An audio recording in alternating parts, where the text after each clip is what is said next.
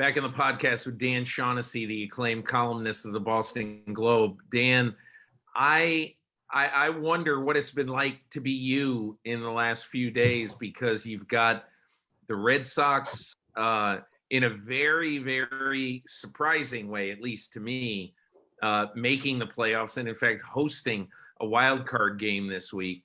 And in the middle of that, Babe Ruth comes back to Boston.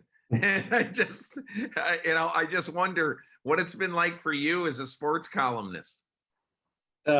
Peter, that's a good summation right there. I mean, the Brady game was the biggest regular season game in history, outside of a final day of a regular season when it's playoff consequences and those kinds of things. But in terms of anticipation and scheduling, it's game 4 out of 17. And this thing's been circled for 2 years as soon as you knew they were coming here. And then they win the Super Bowl. And there was nothing like it. It was the Pope came here in 1978, and that was a big deal. It was 79 actually, and he kissed the tarmac at Logan Airport.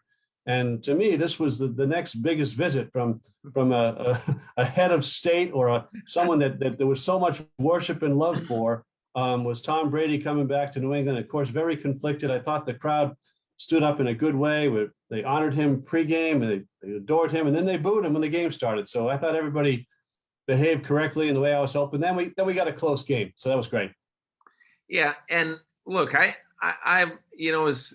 as I wrote a little bit about my column, one of the things I thought was really interesting was how Brady walked into his quarterback coach on Tuesday at the start of the day and said, I've never really studied the Patriots before, like I was about to play. Sure.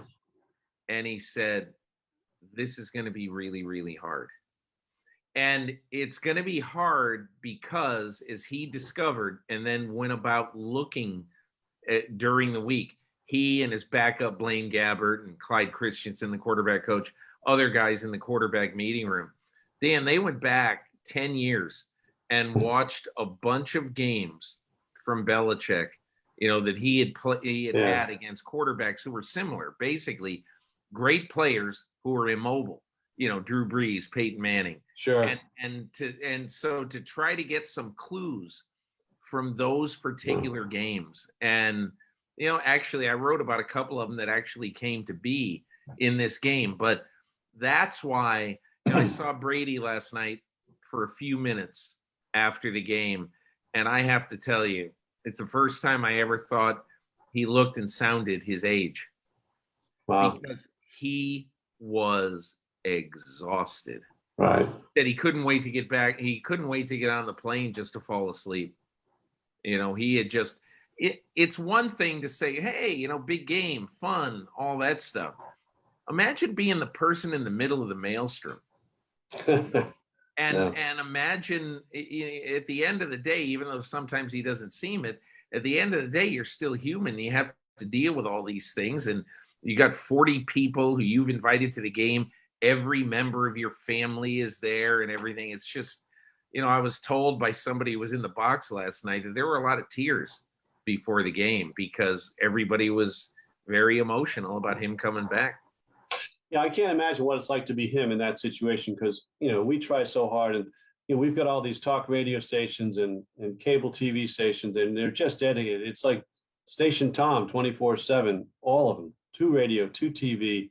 And then you've got guys like myself and yourself, trying to reach out to anyone ancillary connected to the Bradys or the Belichicks or the Krafts.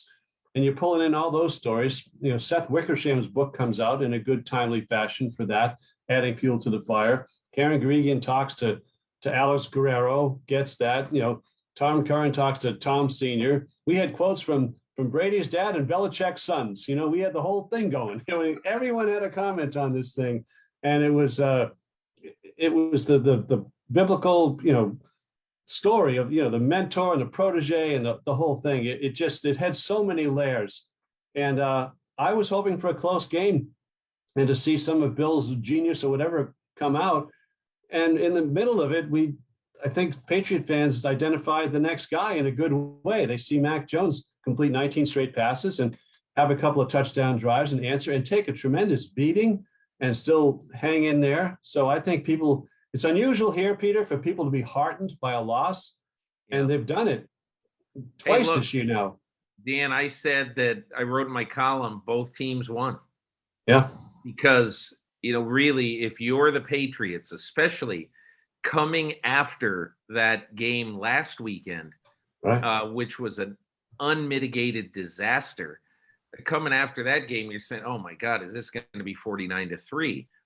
Yeah. And look, this was a shtoink from being one of the great wins in Patriots history, honestly. Yes. And again, my biggest problem with the shtoink is that I don't understand why on a rainy night with a little bit of a crosswind that Bill Belichick will try a 56-yard field goal. Yeah. The guy whose plant leg isn't totally healthy. But, I digress. That's more of a micro thing on a macro day. I exit this saying that the Emperor still has clothes on and that Mac Jones kind of saved Patriot Nation from despair. Absolutely. It's very rare. We're not into participation trophies around here. I mean, the standards are high and they'll crush you for not producing. And you've got a team now that's lost 3 home games. The first one, a horrible loss when Harris fumbles. And last night, but I still think I'm feeling good about them, which sounds weird. It's a 17-game season. I don't know. It's a weird year. They're probably not going to make the playoffs, but this looks like something you can build on now. And like you said, the Emperor has clothes again after Belichick taking a beat down for a long time around here. I think people feel restored by him. He used the reign as a 12th man, whatever, but figured out some things. Tom didn't throw a touchdown pass. And you were, like you say, it was a competitive game and you were up and down the field at the end. I love that game. I did not expect to. I was hoping it would not be a rout. And I could live with either team winning at the end. It would have been a better story here if the Pats won, obviously, but it was great theater and everybody got what they wanted, as far as I was concerned. Hey, Dan, how do you stand now on not necessarily Brady's legacy in New England, but exactly how it ended? Do you understand it? Do you still think there are things that are going to be unearthed, 7 books from now in 2035? There's a lot of things that I don't think will ever be unearthed because the parties are all carefully guarded.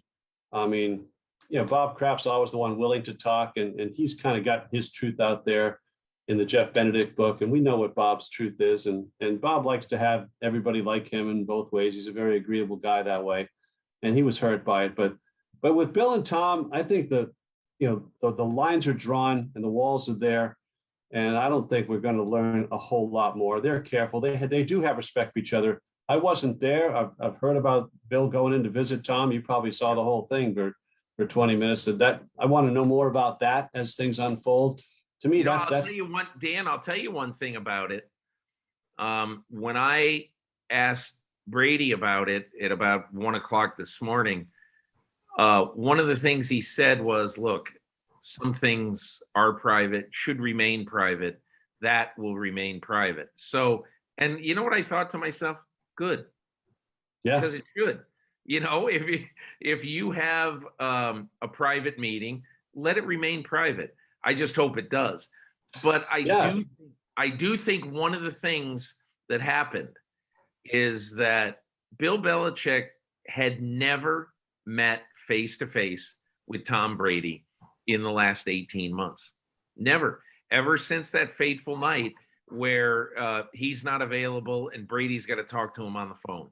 They had not seen each other. They had not been in the same room.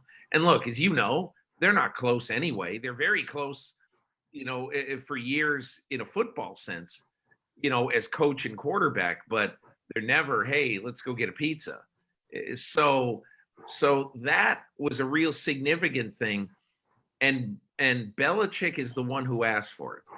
Belichick is the one who did it. And Blaine Gabbert, the backup quarterback for the Bucs, said that he was sitting with Mike Evans, Antonio Brown, and Chris Godwin after the game, just sort of dissecting the game. And they look up and there's Bill Belichick walking through the locker room, and Gabbard said that he said, "Are we seeing what we think we're seeing right now?" And he said, first of all, opposing coaches don't usually walk into a locker room, No. the other locker room after the game. But Bill Belichick, so he said everybody took notice, and I forget which one it was, said, maybe he's here to see Tom. Yeah, maybe he was. But I think it was a little peace pipe situation. I love that. I mean, that's more than I knew right there. And I mean, go hard with that, Peter, because that's gold around here. And I'm just still recovering from last night and getting ready for baseball. But that demonstrates to me a measure of respect, that if you don't like each other or whatever, at least that a meeting like that in a moment like that shows me respect, that regardless of our personal differences or how things ended, we did all these things together. And you know what? We still got that, and we can be professionals and adults. And there's too much history to just be taking shots at one another from a distance. What'd you learn about Mac Jones in this game?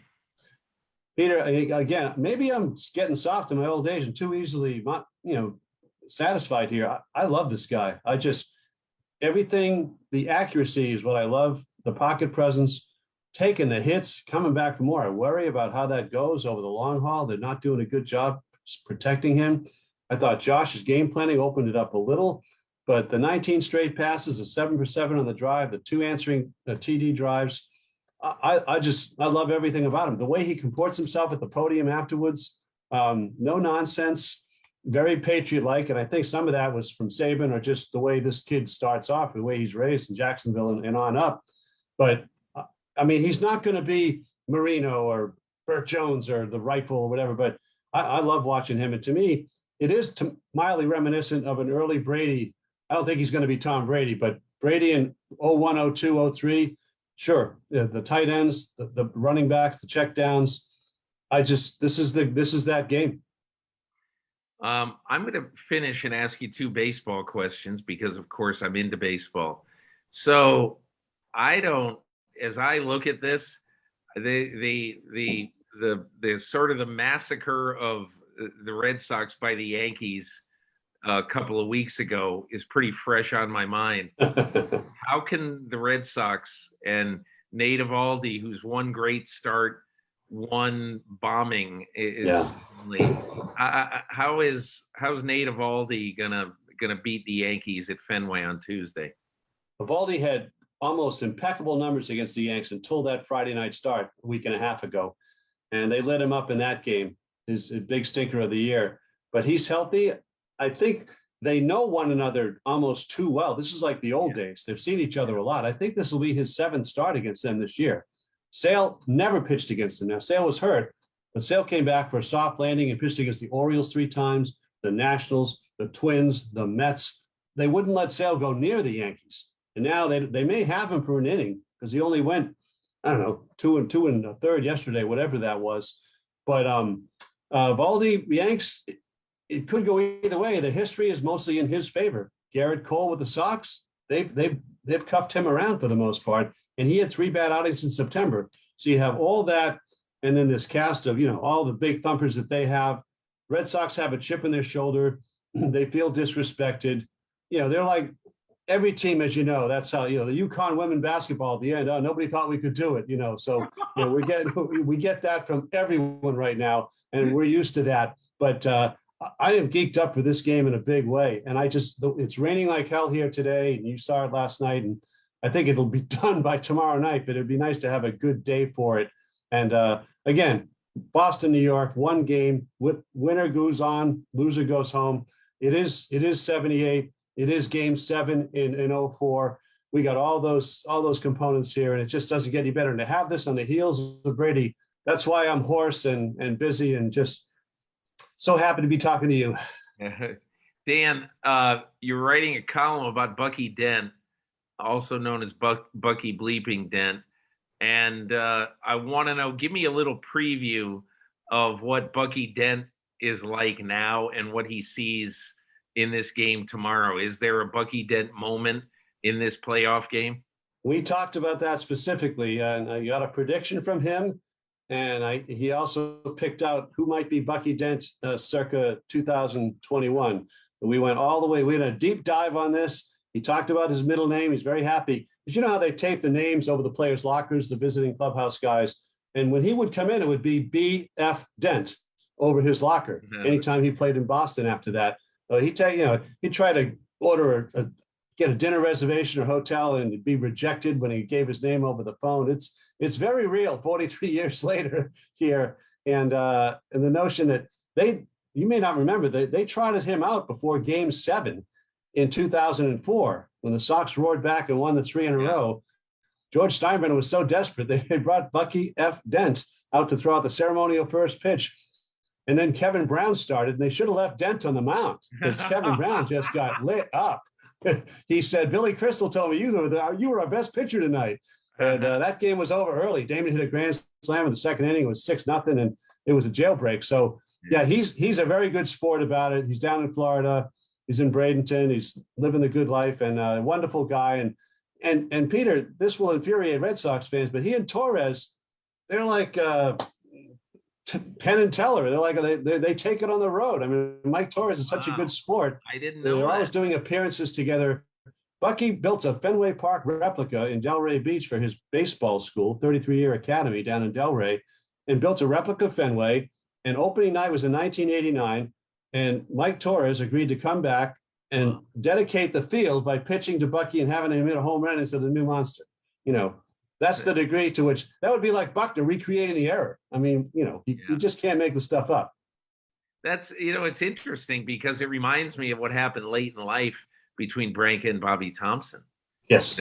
How they got to be pals later in life. Why not? Hey, look, it's good to see.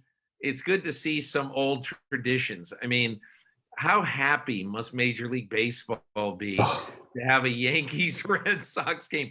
And the other game is really good, too. The Cardinals and the Dodgers. It's 4 royalty franchises in baseball. Yes. Yeah. Blue chip programs all the way. It really worked out. And consider that at the start of the weekend, there was a chance it was going to be Toronto. Right up until the last day. Yes, it was. Hey, listen, I'll tell you this. I mean, I'm a little bit in shock that the Toronto Blue Jays did not make the playoffs. They might have been in the World Series, Peter. Team in baseball. Might have won the World Series. Oh my God, are they good? They're going to be good. They're going to be good for a long time. That's a really, really fun franchise. Anyway. Great. Hey, listen, Dan, thanks so much for taking the time. Really appreciate it. Great fun, pal. All right. Take care. Take care, Peter.